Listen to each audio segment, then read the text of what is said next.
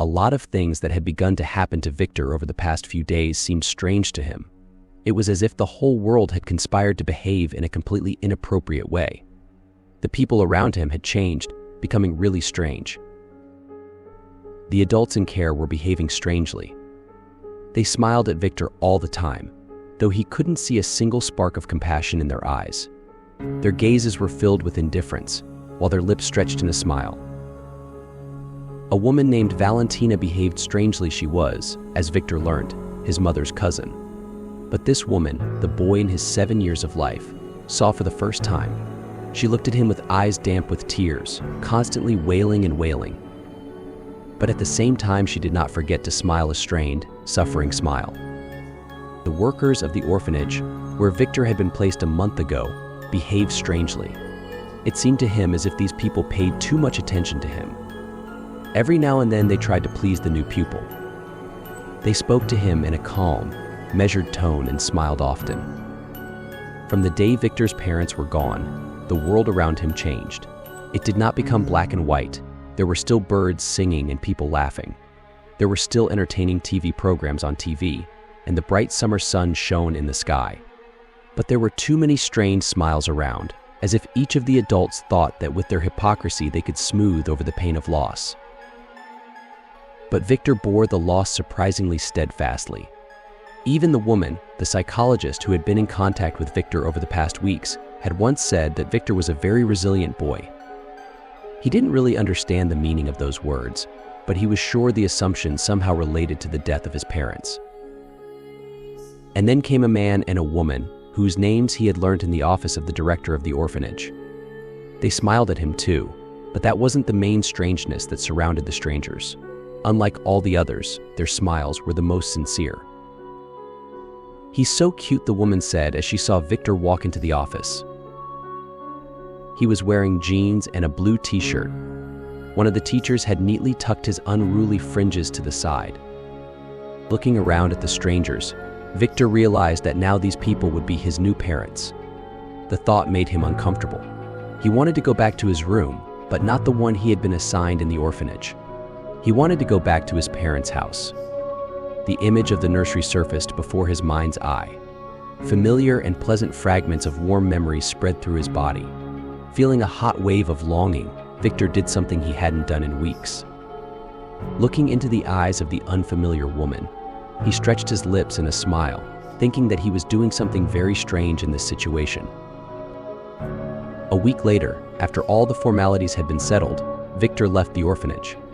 The carers were literally fluttering with happiness over him.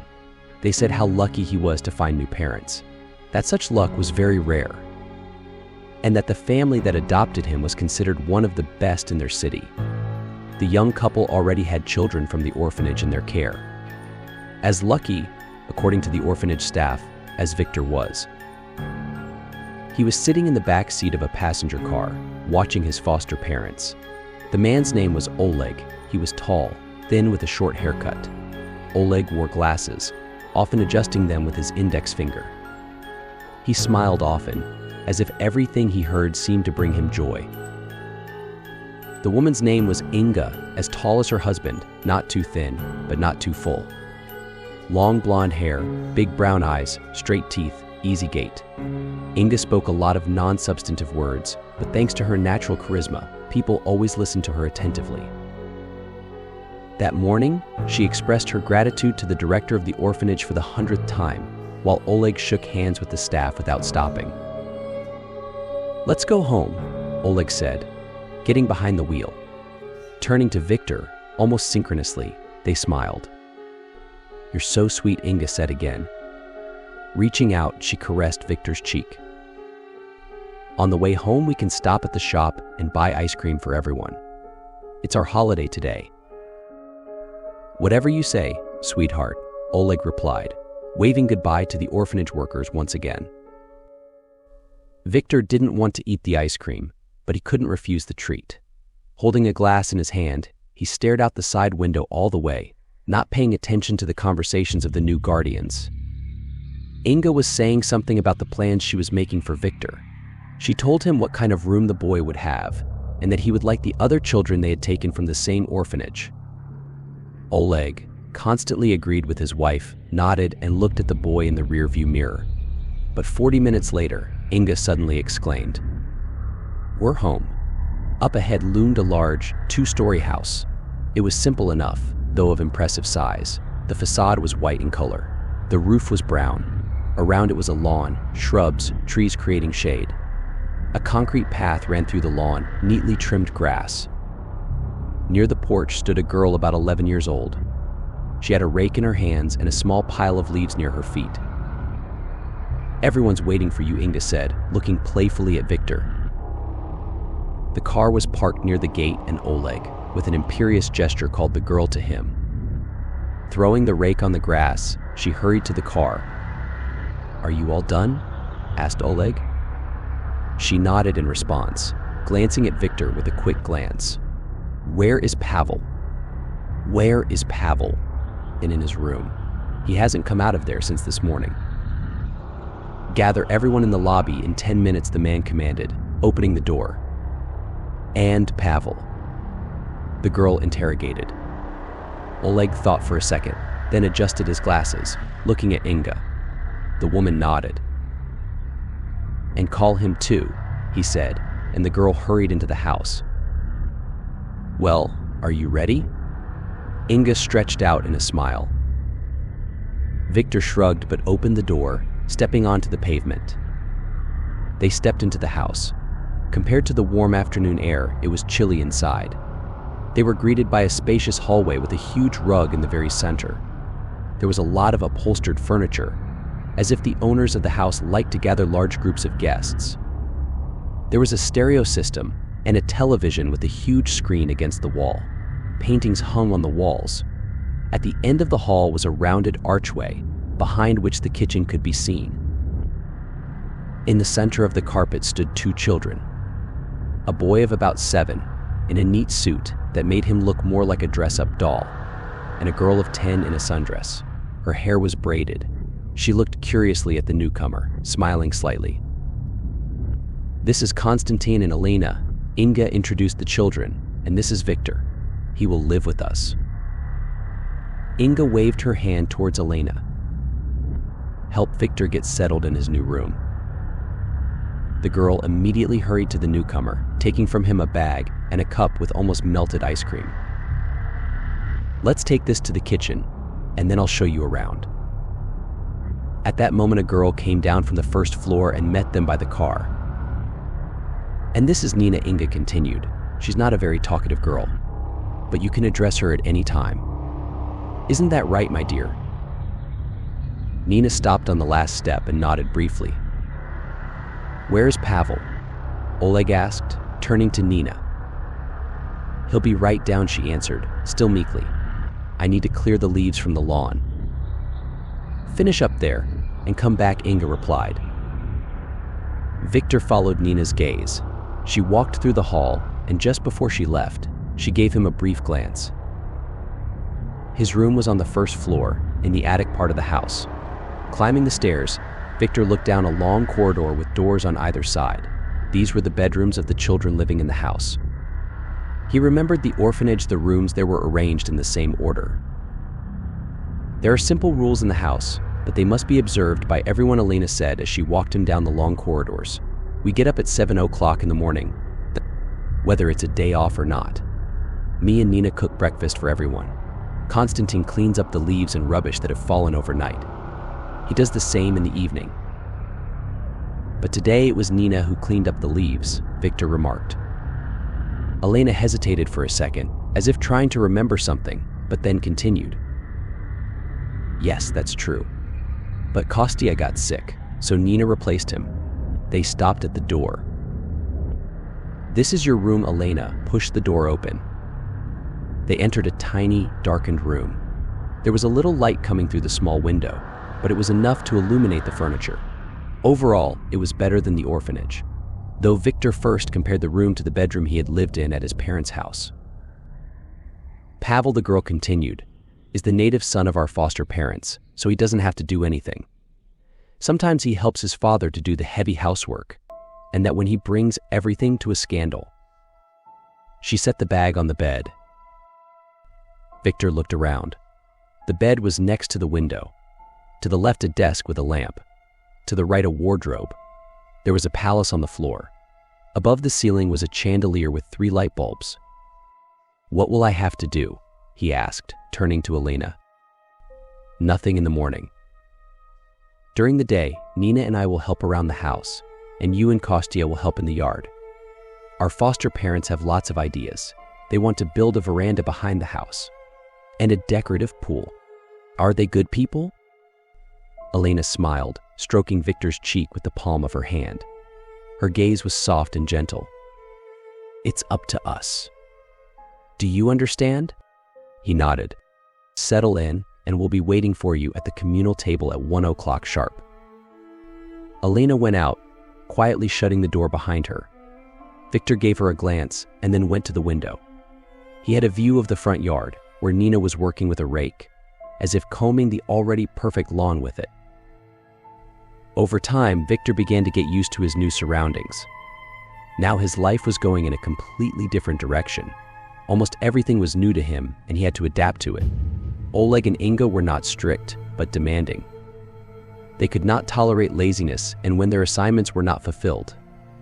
Only Pavel could find leniency, but Oleg snapped at him quite often. But except for strong words and expressions, the guy was in no danger. Victor was glad that they stopped smiling at him for nothing. No one in the new home was hypocritical, and the children spoke the truth. Foster parents smiled at them only when they deserved encouragement. And on the whole, the boy was fine with that. The rules Elena had told him about were not the only ones. They mostly concerned moving the children around the house. Each had his own room, and there were common areas: hall, kitchen, bathroom with toilet hall. But the adult's bedroom, Oleg's study, basement, garage, and attic were under strict prohibition. They could go for a walk outside at a strictly allotted time. If there were no assignments for the day, then the children were engaged in lessons. They communicated with each other only at dinner and at times of common rest. Gathering in the hall in the evenings, they sat in armchairs and sofas while Oleg and Inga chatted with them, asking questions about what they had learned new at school. Sometimes their whole family used to play board games, among which Victor liked Monopoly the most.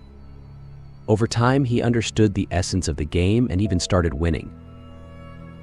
This went on for 2 months. Victor got used to his surroundings, feeling more comfortable in his new home. He could not yet call it his own and did not consider the people around him to be family, but he slept better and started talking to the other children more often. Nina turned out to be a very withdrawn child. She was mostly silent and only observed what was going on. Her foster parents treated her strictly, maybe even with a slight disdain.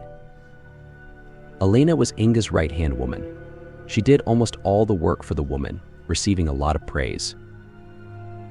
Konstantin did his best, trying to please Oleg, but the boy often had everything falling out of his hands. He was incredibly absent-minded, and it made the head of the family angry. More than once, Victor noticed how Oleg held back his anger by clenching his teeth. When Konstantin once again dropped the instrument on the floor, he shuddered with his whole body, staring at his foster father. "Pick it up and hold it tight," Oleg said in a stern tone. Pavel was Victor's biggest problem. The boy was about his build, only more well-fed. He turned out to be a bully and a hooligan. He liked to bother everyone and did it with undisguised pleasure. Several times he brought Kostya to tears, and only Elena could raise her voice at Pavel, though it did not have much effect. Once, when Pavel once again committed a misdemeanor by deliberately overturning a bucket of water on the day of general cleaning, Elena stood up for Nina, who had to clean up the consequences of the flood. "You're just a pig," Lena said, looking Pavel in the eye. There was not a drop of fear in the girl's face, though she was weaker than her offender. "Shut your mouth." Homeless girl, Pavel snapped, smiling, but his eyes burned with the fire of hatred. "Thank my parents that you are not in an orphanage or a brothel." Elena pressed her lips together with force, holding back her rage, and when Pavel left, grinning as if he had managed to defeat a worthy opponent, she hurried to the bathroom. Victor, clutching a dusting rag in his hands, followed the girl. He wanted to support her, to say something bad about Pavel, to let her know that she was right. But when he looked into the bathroom, he saw Elena sobbing, covering her face with her palms. Then she looked at her reflection in the mirror and said, "I hate you. I hate all of you bastards. Bloody child lovers." He backed away from the door, ducking around the corner. Those words struck Victor as odd. He thought Elena was good to her foster parents. When Elena returned to the hall, there was no shadow of sadness on her face. She was smiling again, talking politely to the other children. Victor noticed that he was less likely to be enlisted than the others to do the heavy lifting, while Kostya, despite his absent-mindedness, was constantly sent with Oleg to the workshop. Often the boy returned with fresh scratches and bruises on his hands. The result of his awkwardness was affecting his work and consequently Oleg's mood. Going to bed in his tiny room, Victor thought about what would happen to him next. Where will he go when he grows up? And in fact, where do children from an orphanage go? He won't be able to live with his foster parents all his life. After all, they have a son of their own. One day at midnight, he sat up in bed with his feet on the floor.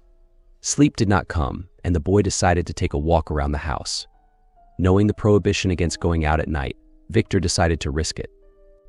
Not seeing it as a serious offense, he carefully opened the door, slipping into the corridor. There was silence on the first floor. Most of the household was asleep, but not the adults. The boy could hear sounds coming from the ground floor. The television was on. Inga was watching a film.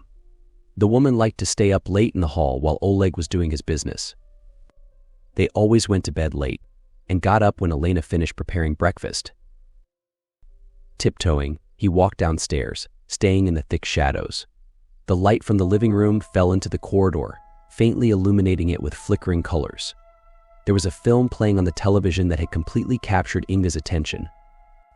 Victor managed to sneak into the back of the house, where the foster parents' bedrooms and study were located.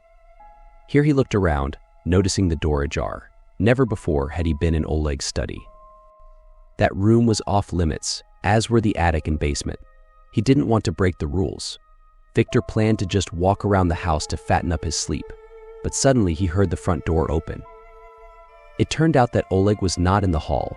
The man had just come in from the street and was about to see Victor breaking one of the rules. The boy didn't know if serious punishment would follow, but not to tempt fate, he intuitively skidded through the ajar door, ending up in the office. Here he could hear everything going on in the hall. The front door closed and Oleg's voice rang out. "Darling, I'm home," the man announced, his footsteps following him down the corridor. The office was spacious with a large desk in the center and endless cabinets and bookshelves. There were lampshades in 3 corners and in the 4th, a chair. Without wasting a second, Victor started opening the cabinet doors until he came across a duffel compartment. This was where Oleg kept his business suits. Nestled between the racks of clothes, he closed the door a moment before the office lights came on. Oleg stepped confidently into the room, sat down at his desk, relaxed in his chair, and then, taking out his mobile phone, dialed a number. He waited only a couple of seconds and then with a smile began the conversation. "Good afternoon, Anatoly. Yes, I was the first to call you." "Of course you are, and who else but you?" Oleg laughed and Victor sighed heavily. Apparently he was going to be here for a while. He would have to wait until the adults went to bed, and only then would he return to the room. The boy chastised himself for his impatience. He should have stayed in the room. If he didn't want to sleep so badly, he could just wander around the first floor. "Tomorrow, as agreed," Oleg continued. "For you, I will prepare Nina." "No, there's nothing wrong with that. Foster children, they, have a peculiarity, run away from home." There was a short pause and Oleg laughed lightly. Victor tensed up. Hearing Nina's name, the boy literally went cold. Not knowing why, but this conversation seemed dangerous to him, and Victor held his breath and continued to listen to every word. "It won't be easy, but I'll try." Oleg's voice became serious. "But I'll need your help." "Yes, I agree. These conditions suit me fine. I'll see you then." He switched off the mobile phone and leaned back in his chair and smoked. Swallowing hard, Victor waited. Time began to drag with unbearable heaviness. His body whimpered as if he had been standing for ages. Victor wanted to run to the girls' room. He needed to warn them. But warn them about what? That Nina should run away from home. But why would she do that? Everything went crazy in Victor's head. He didn't understand Oleg's words, but the feeling of unease was growing. Finally, the man put out the cigarette butt in the crystal ashtray, pulled out the top drawer of the desk. Taking out a thick notebook, he flipped through a few scribbled pages and then began to write something down. Victor waited patiently, watching through the gap between the doors. Oleg switched on the desk lamp at some point, as if the bright light was not enough for him, but put the pen away. The man carefully reread the written text and spoke. "So Nina, this time the lot will fall on you, my girl." He got up from the chair and left the room with wide steps. On his way out, Oleg switched off the general office lights, leaving only the desk lamp on. After taking a breath, Victor stayed in the wardrobe for at least another 30 minutes, until his legs were completely stiff. But then, he decided to make an attempt to return to his room. He needed to think it over, and maybe tomorrow, he would try to talk to Alina about it. The girl would not tell the adults about his night out, and maybe she would find a solution or give an explanation for Oleg's words. The corridor was dark, only bright television lights played near the archway. Sneaking on tiptoe, Victor made his way up the stairs, and when he started to climb, he felt relieved. He had managed to slip in unnoticed, saved, and now needed to talk to the rest of the kids. Victor took a couple more steps, but a heavy hand rested on his shoulder. "Got you, little rat," Paul murmured in his ear. It was the voice of a predator catching prey. Then he grabbed Victor by the scruff of the neck and in 2 steps, threw the boy into the hall. Inga and Oleg were sitting on the couch when the teenagers were in the room. They looked at Pavel in surprise, then at Victor. "I caught him coming out of your office," Pavel said, turning to his father. "He was probably looking for something to steal." "No," Victor objected, but immediately received a slap, which made his hair fly upwards. "You were in my office?" Oleg asked, rising from his seat. Inga immediately paused the television. She looked at the boy with rounded eyes. "I was looking for the bathroom and accidentally got the wrong door." Victor tried to justify himself, but was slapped again by Pavel. "Don't lie, you scoundrel," shouted the guy. Oleg gestured to his son to stop giving out blows, and he grudgingly wrinkled his face, but retreated a step. Oleg approached Victor closely, squatting down so that their faces were at the same level. "How long have you been there?" he asked, looking the boy in the eye. "Literally, I just got in," Victor lied. "I was looking for the bathroom. I got the wrong door." The man looked at the boy for a few more seconds, as if trying to read something in his gaze. Then, turning to Inge, he said, "He knows everything." "No." Victor immediately exclaimed, giving himself away. "I don't know anything. I didn't see or hear anything. I was just looking for the bathroom." "You're a little boy," Pavel said, grumbling contentedly. Inga immediately got up from the bed and walked past them into the archway. Oleg, meanwhile, returned to Victor. "Everyone in this house follows strict rules," he began in a calm, almost peaceful voice. "You know what rules are made for, don't you?" Victor nodded, feeling tears come to his eyes. "And if you break them, there will be consequences. It's inevitable. You break a rule, you get punished. That's fair, don't you think so?" Victor shook his head negatively. He remembered Oleg's conversation again, about how the man had mentioned Nina's name and that the girl was supposed to have run away from home. He had been caught red-handed, and that information he had heard was very important, and perhaps even secret, but there was no way he could think of an excuse. The man looked at him with a tired but confident look. This man was impossible to change his mind. Footsteps were heard behind the boy's back. Inga came back. She stopped, and the next moment a damp handkerchief was pressed to Victor's face. Victor tried to resist, but in doing so, inhaled the tart vapors of the liquid with which the cloth was moistened. At the same moment, he became dizzy and collapsed, unconscious. They wouldn't dare. They can't prove anything. Oleg's voice came from far away. He seemed to float through the air, mingling with fragments of visions. It was difficult to call the state in which Victor was sleeping. It was more like he had fallen into oblivion. But sometimes the voices of adults seeped out of reality. Risky, too little time has passed since the last time, Inga said, but there was no excitement in her voice. We have good patrons. We can't just leave it at that. Nina will go first. I've already promised Anatoly Yakovlevich that. But she'll have to go home. Victor could hear too much. We won't risk it. Oleg said the last words with a strong pressure, but Victor had already fallen back into a state far from reality. And when he opened his eyes, it was morning. He was lying in his bed, and the early sun was shining through the window. What had happened during the night seemed like a dream, but Victor knew that it was not a dream. He had been caught on a night out, which meant he had been guilty for the first time since he had stepped into this house. He got out of bed and pulled on his clothes, heading for the bathroom. But the door was closed. After pulling the knob a few times, Victor returned to the bed. Sitting on the edge, he looked towards the window. The bright summer sun was warming the room, but there was no mood to be happy about the new day. About half an hour later, the lock clicked on the door and Elena appeared on the doorstep. She brought the breakfast tray, setting it on the desk, then turned to Victor. She could see the disappointment in his eyes that his night out was to blame. We shouldn't have done that, Lena said, stroking Victor's hair with her fingertips. They don't like it when we break the rules. I have something to tell you, he admitted. It's about Nina. Lena looked away. It seemed that she already knew everything he wanted to tell her. But Victor continued. I heard yesterday in Oleg's study that Nina must leave our house. The girl looked at him again with a sad smile. Sometimes it happens, she said.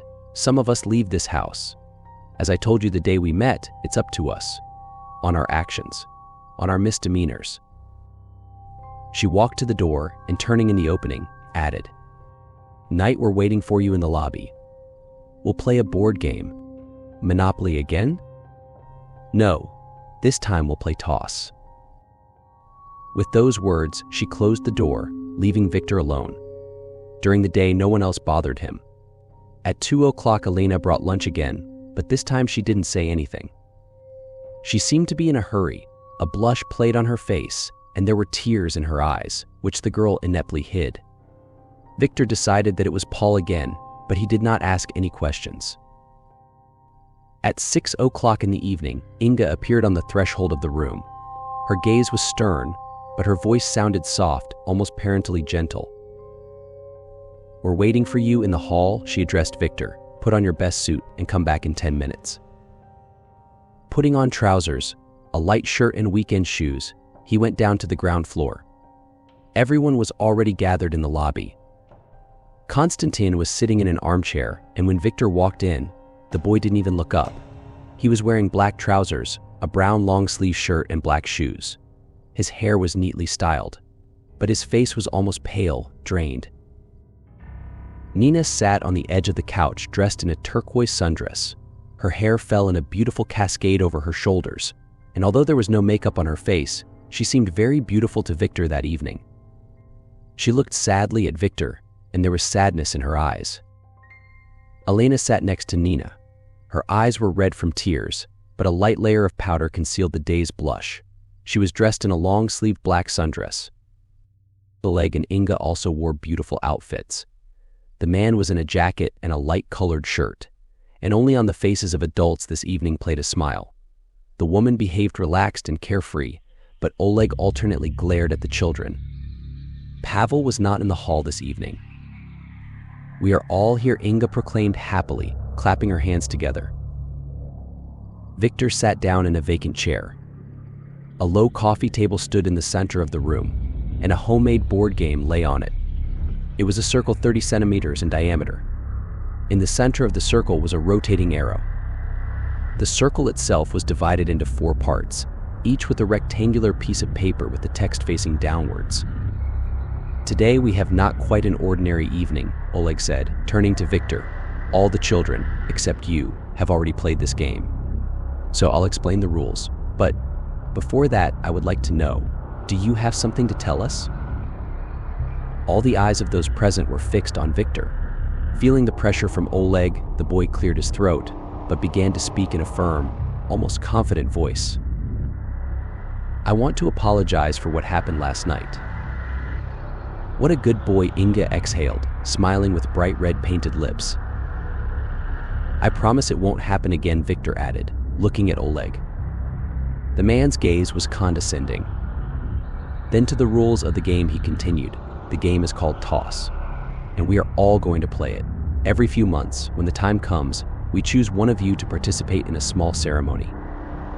It's a kind of privilege, a chance to see what Inga and I actually do. It can be treated as a sort of excursion. What kind of excursion? Victor asked, sensing interest mixed with excitement. Whoever draws the lot will have the opportunity to participate in the event, thanks to which we all, he circled his hand around the audience, have the opportunity to live in this beautiful house. And thanks to that, we have food and the opportunity to lead an idle life, Inga added in a cheerful voice. Victor nodded, though he didn't quite understand what they were talking about. We draw lots one by one, Oleg continued, and whose name comes up the most times wins. Wins, repeated Inga, clapping her hands. Anybody understand everything? Oleg asked. None of the children, except Victor, did not even nod. It seemed to the boy that everyone but him knew what it was all about, and the prospect of going on this excursion did not make anyone happy. Then let's begin, Oleg said. I'll be the first. He sharply twisted the arrow and it, having made no less than 20 rotations, stopped. I wonder who is there, proclaimed Inga. Oleg picked up the leaf that had fallen out and looked at it. Nina, he said. The girl, hearing her name, literally squeezed into the back of the sofa. Elena discreetly took her hand, squeezing her fingers hard. Can I come now? Inga said, and without waiting for permission, collected all the cards, mixed them, laid them out and spun the arrow. Nina. Inga exclaimed, now Lena, you go. Having mixed the cards, Elena spun the arrow. Victor, she said dryly. Oh, we have a competitor. Inga did not stop. I wonder what will happen next. Konstantin did all the same things as the adults, but now there was confidence in his movements. It was as if he was relieved when the arrow chose Nina's name for the third time. 3-1, Oleg announced, and 2 attempts. Vitya, you know what to do. Victor went to the table, collected the cards. Don't peek, Oleg said, smiling. We're playing a fair game, aren't we? The boy nodded, then spread out the cards, spinning the arrow. For a few seconds he stared at his name, not realizing why only his and Nina's names were falling out. It seemed very strange. The arrow didn't want to stop at Konstantin's and Elena's names. He sat back in his chair, watching to see what would happen next. We may have a draw, Oleg said, gesturing to Nina to draw lots. A tear slid down the girl's cheek and Oleg's face changed at that moment. Don't even think of doing that, he said in a stern voice. You know you can't cry in this house. Good children cry in silence, Inga added, in an equally stern tone. Nina brushed a tear off her cheek, shuffled the cards, arranged them in a circle, and twisted the arrow, returned to her seat, not even wanting to look at what was chosen. Oleg turned over the card and Nina jumped to her feet and ran out of the room. The choice is made, he said. Then he looked at his watch and turned to Elena. Help your sister to get ready. The car will be here in a quarter of an hour to pick her up. We'll have an ice cream, Inga exclaimed. They went into the kitchen, but they didn't want to eat ice cream. Anxiety was growing in Victor's chest. Konstantin looked much calmer than before the game of lots. They sat down at the table, after which Inga went out into the hall. No one should see their faces, Oleg said. Don't forget that. Don't worry, Elena will do everything right, replied Inga. She already knows the rules of this house. And no one should hear their voices, the man added. That's important. Don't worry. It's such a nice evening tonight. Everything will be fine. A few minutes later, a car pulled up to the house. By then, the boys had been sent to their rooms. Looking out the window, Victor saw a large, black car with the back door open. He hurried to the door and looked out into the corridor.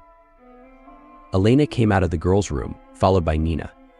Nina's lips were tightly wrapped in a black cloth, apparently so she couldn't make a sound. In Elena's hands was a white porcelain mask. The girls stopped opposite each other.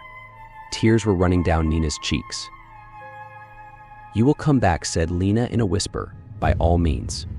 We'll be waiting for you." Lena carefully put the mask over her stepsister's face, and then they walked leisurely towards the stairs. Victor closed the door and sat down on the edge of the bed and felt a terrible sense of unease. He had never been so scared as he was now. She returned 3 days later. All this time, the house lived its usual life. They got up early in the morning and did things. No one asked when Nina would be back. It seemed as if the girl had never been here. But when she appeared in the doorway, Victor felt a rush of joy. Hearing the voice of Inga, who greeted the girl, the boy jumped out of his chair and hurried to the ground floor to meet Nina. But already on the stairs he froze, looking at the girl entering the lobby. She had become different. Even her gait had changed. Her hair was messy and disheveled, her face white and gaunt. Her eyes are sunken, with circles around them. Her lips were swollen, as if she had bitten them bloody. In her left hand, she was clutching a porcelain mask, which Oleg carefully, as if it were a relic, took from the girl. Nina was taken to Oleg's office, where the adults spent almost an hour with her. Only then she was given the opportunity to take a bath, eat, and return to her room. For 2 days, she did not leave the bedroom, remaining under the care of Elena. "What's wrong with her?" Victor asked as they sat in the lobby after another day of work. The adults were in the kitchen, unable to hear what the children were saying. "It doesn't matter," Elena replied. "No, it does matter," Victor objected. "When we drew lots, my name fell out. I could have gone in her place." "No, you couldn't," Elena answered sharply and looked towards the archway, as if afraid that her voice might be heard. "Why did we all spin the toss, didn't we? Remember the day after you were caught in Oleg's office, you said that Nina had to leave the house?" He nodded. "So the lot had already been drawn, but not by us. Do you understand? We're not the ones who actually choose who's going to be next." "But is that fair?" Victor was indignant, but Elena only grinned in response. "What world are you living in, kid? Haven't you realized yet?" He stopped talking. He averted his eyes to the side. Slowly, he began to realize what Oleg had said in the office.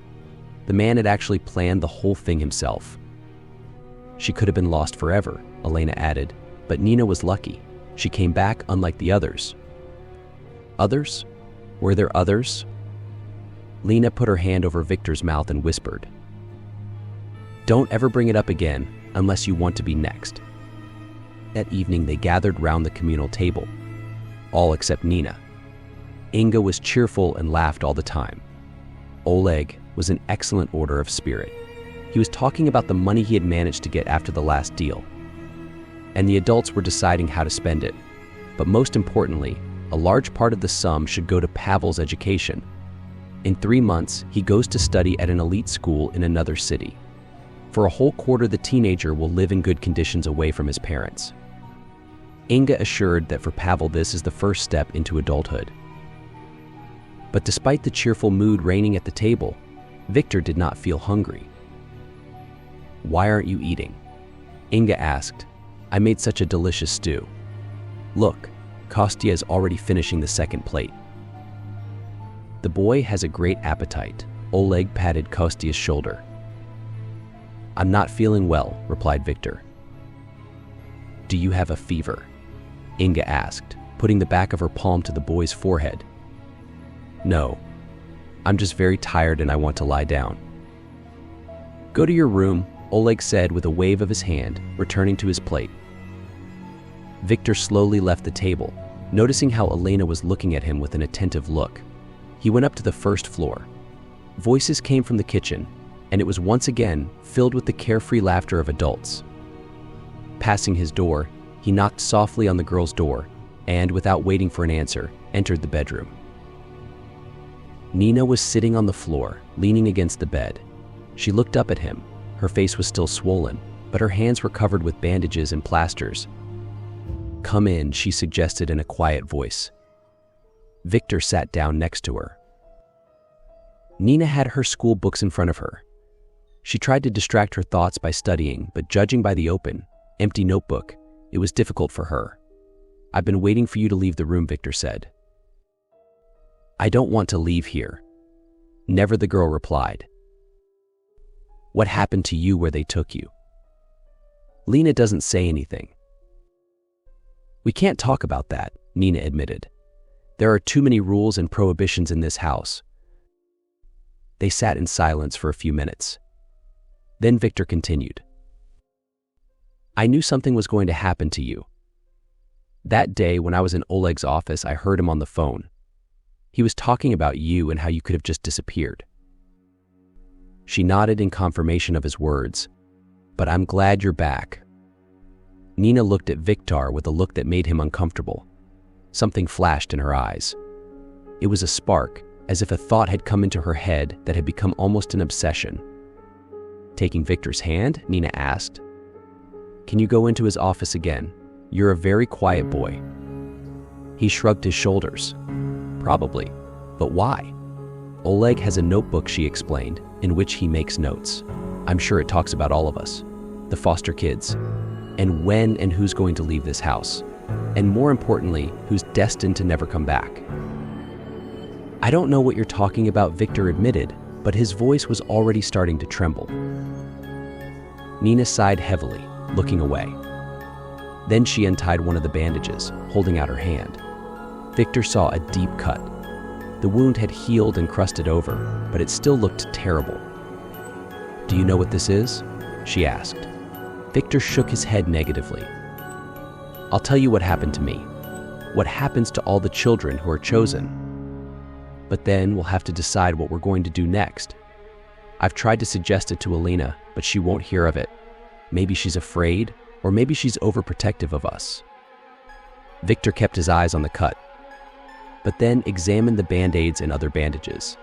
Dozens of wounds covered her entire body. "I'll do what I can, but I need to know what's going on. After all, during the toss, we only pulled out our names, you and me." She nodded, smiling sadly. "I was brought to a large and very rich house. There, like here, there are rules. Firstly, no one was to see my face, so they put a mask on me. Secondly, they can't stand babies crying, so they tape my mouth shut." "Who are they?" Victor asked, engrossed in the story. "The adults," replied Nina. "First, they stripped me naked and changed me into a white cloak.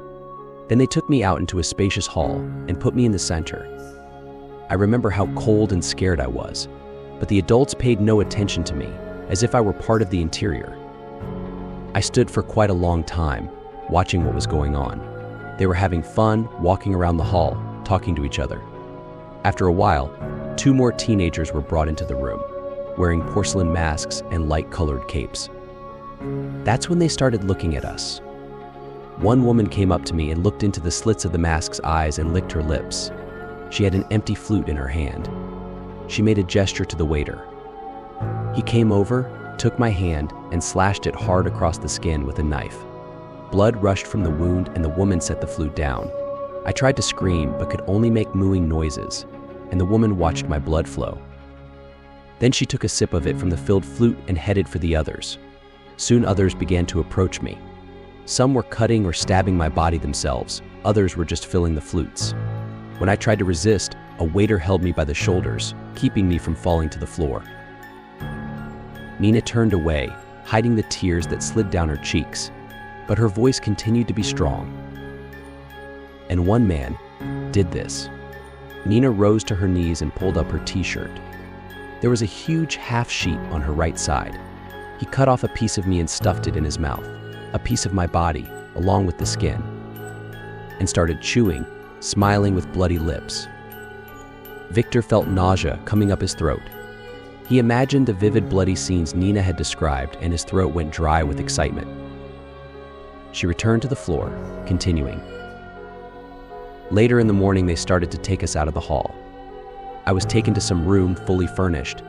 It was a bedroom. I sat on the edge of the bed and stayed in that room for the rest of the day. I was in pain and scared. I thought I was dying, for I sometimes lost consciousness. But in the evening, as the sun was setting, the door opened and something appeared on the threshold. It was a huge creature that looked very little like a human being. Tall, stooping, with long arms with which it rested on the floor, approaching me. On its chest, like jewelry, hung the porcelain masks of the other children. There were 2 of them. In the darkness, I managed to see his face. The girl closed her eyes with her palms and became silent. Victor put his palm on Nina's shoulder, feeling the chill shaking her whole body. Soon she pulled herself together, continuing. It came close to me and began to suck in my breath with its nostrils, as if sucking it out of me. My head started spinning. And then it nestled its ugly face against my body and began to lick my wounds with its sticky tongue.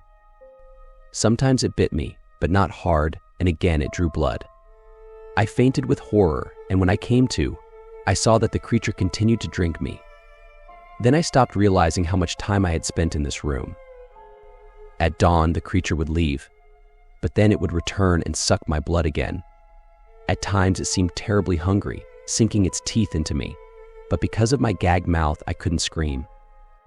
On the last day, it appeared in the doorway and already had 5 porcelain masks hanging from its neck. The creature climbed on top of me, flopping me on my back, and began to suck in my breath again. From fear, I couldn't scream. Looking into its black eyes, I was sure I was dying, and then I lost consciousness again. They brought me to my senses by shoving ammonia under my nose, and then they brought me home. She looked at Victor with red eyes. The boy didn't know how to react to what he had heard. He wanted to say something, words of encouragement, but he couldn't find the right ones. Creepy images swirled in his head, painting a monster. "Will you help me?" Nina asked, and Victor nodded decisively. "In a few months, we'll have to cast lots again, but we need to know who will be next. By then, you'll have to sneak into Oleg's office again.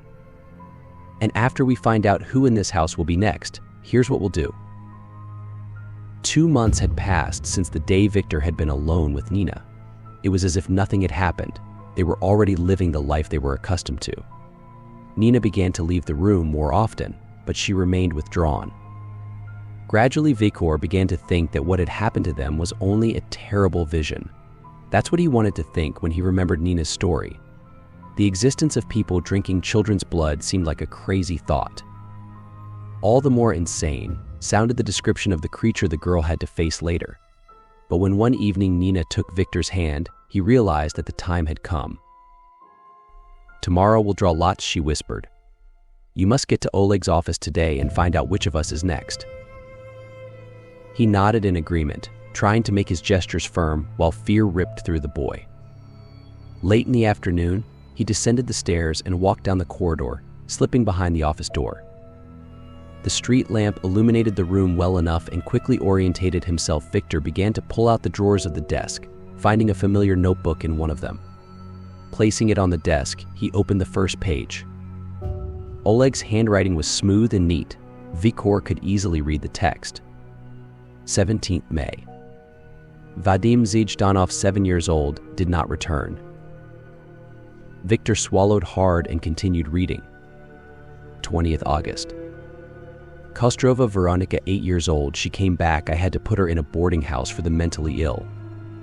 19th October. Elena Serova, 10 years old.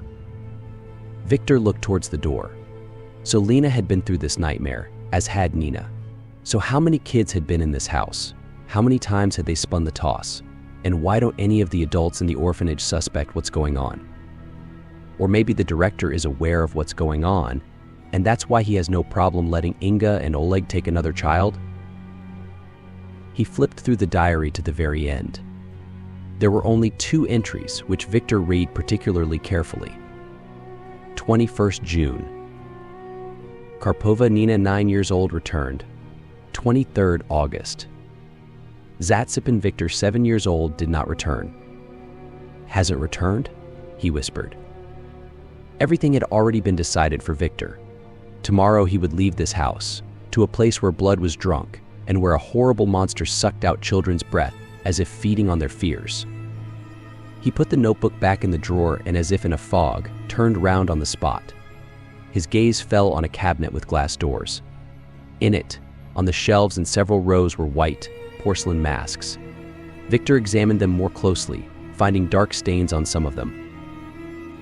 He went back to his room and couldn't close his eyes until morning.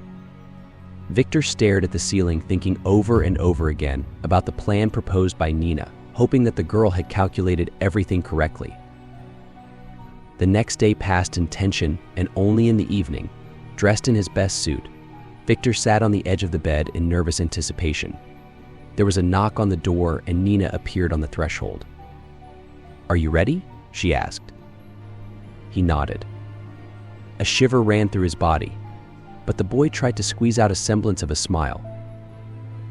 Nina went into the bedroom and closed the door. "Look," she said, holding out 2 small bottles. In the left hand is an instant sedative. That's what they used to knock you out when you snuck into Oleg's office. In the right hand is ammonia. It will help you to come to your senses in seconds. The teenagers stared at the bottles for a few seconds. "Do you think it will work?" Victor asked. "I don't know about the ammonia, but the chloroform has already done its job." She smiled, making a conspiratorial grimace. "They're picking me up today," Victor said dryly, lowering his gaze. "I read it in Oleg's diary." "I didn't doubt it," Nina replied, taking the boy's hand. She looked into his frightened eyes with a soft, friendly gaze. "Don't be afraid. Everything will work out. Trust me." She wrapped her arms around Victor, pulling him close to her. He buried his face in the girl's shoulder, feeling a lump in his throat. It took a lot of strength to force himself down the hall. Kostya, Elena, and Inga and Oleg were already sitting near the table with the game of toss. Pavel, as usual on such evenings, was not in the hall. "We are all here," Oleg said, clapping his hands together. His eyes were once again burning with anticipation. He gestured for everyone to take their seats and the game began. They spun the arrow again, called the names aloud, then put the cards back on the playing field, and the arrow started again. In 15 minutes, everything was already known. Konstantin, Elena, and Nina fell out once each. The arrow pointed 3 times to Victor's name. The boy clutched his fingers to the edge of the sofa, feeling afraid. "Don't worry," Inga purred, stroking Victor's head. "Everything will be fine. Don't keep us waiting." Elena approached him, taking his hand, but Nina yanked her away. "Let me do it." Nina's gaze was confident, and Elena looked at Oleg. The man looked at the teenagers appraisingly for a few seconds, but then nodded briefly. Nina intercepted Victor's hand and they started to go up to the first floor. Oleg escorted them to the stairs, remaining at the bottom. "We don't have much time," Nina whispered when they reached the first floor. She led Victor past the rooms to Pavel's door. Entering the room, Victor saw the teenager lying on the bed with his head thrown back. He was asleep, but a heavy, deep sleep. "Dress," said Nina. "We must hurry. Let's change him into your clothes." In 10 minutes, Paul was already in Victor's shirt and trousers. Nina, having tied his mouth, put a mask over his face, then brought ammonia to the breathing holes. "He's been asleep for over an hour. It should do the trick," the girl whispered, and the next moment Pavel stirred. He mumbled, waking up from a heavy sleep. Nina and Victor took him by the arms, put him on his feet, and then, while he was unconscious, pushed the guy out into the corridor. "Stay here and don't come out until morning," Nina said, closing the door. She kept pushing Pavel in the back, but he suddenly started waving his arms, trying to shout something. He woke up finally and began to realize that strange things were happening to him. This caused the teenager's shock to turn to panic. Oleg, shouted Nina, in a deliberately frightened voice. He's fighting back. The man ran up to the first floor the next moment, grabbing the boy's arm as Paul tried to pry the mask off. Don't do that, Oleg said softly. Don't forget that you can't behave like that in this house. But the teenager started waving his arms, mooing and making attempts to escape from the strong male hands. Then Oleg took out a plastic tie from his pocket, pinched the boy's hands and tied them behind his back. Pavel frantically waved his head, wiggled, tried to mumble a word, but the strong gag was doing its work. Taking the guy by the shoulders, Oleg forcibly lowered him down the stairs, then led him down the corridor and literally pushed him out the door. All this was happening to complete silence in the hall. Only Inga was sipping champagne from a flute, smiling slightly. Victor was watching from the window of the room. Pavel was put into a black car and it drove away. Oleg followed the transport with a glance and then returned to the house. Sinking to the floor in the corner of the room, Victor hugged himself to his shoulders.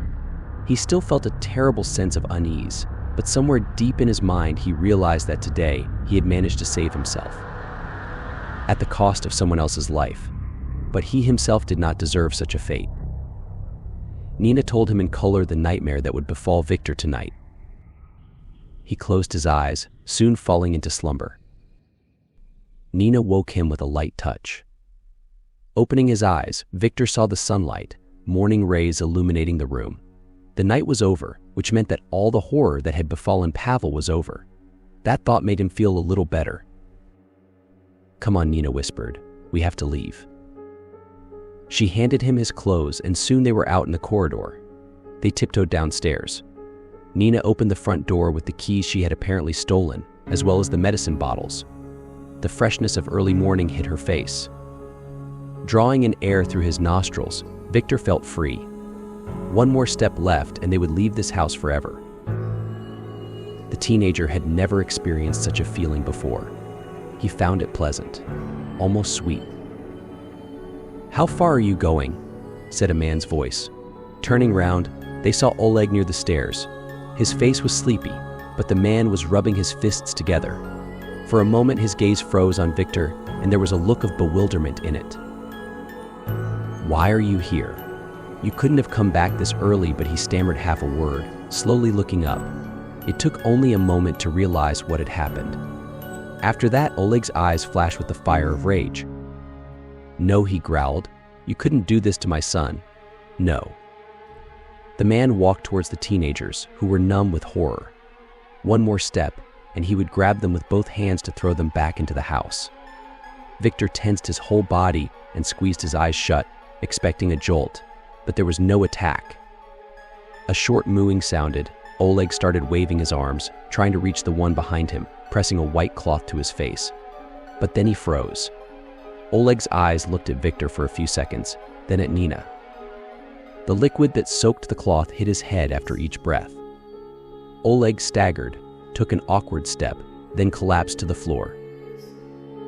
Elena stood behind him, clutching the soaked cloth and a bottle labeled chloroform. She looked at the fugitives with heavy, tired eyes. Go away, she muttered. And you? Victor asked.